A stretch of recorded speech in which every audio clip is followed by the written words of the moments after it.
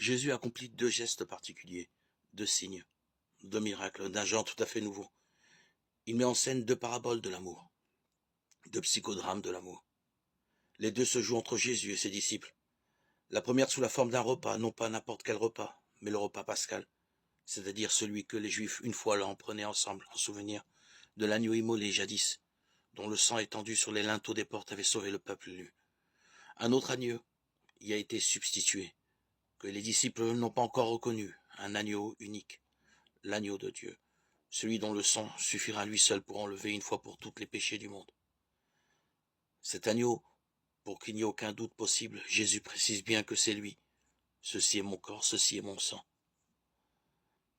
L'autre parabole est le lavement des pieds, que seul Jean a retenu dans son évangile, avec cette mémoire du cœur qui lui permet d'en rappeler jusqu'au moindre détail.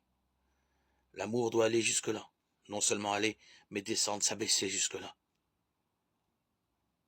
Comme les Juifs tenaient à répéter chaque année les rites de leur Pâques, ainsi les disciples de Jésus répètent chaque année le double rite qu'il leur a laissé en souvenir de son amour jusqu'au bout.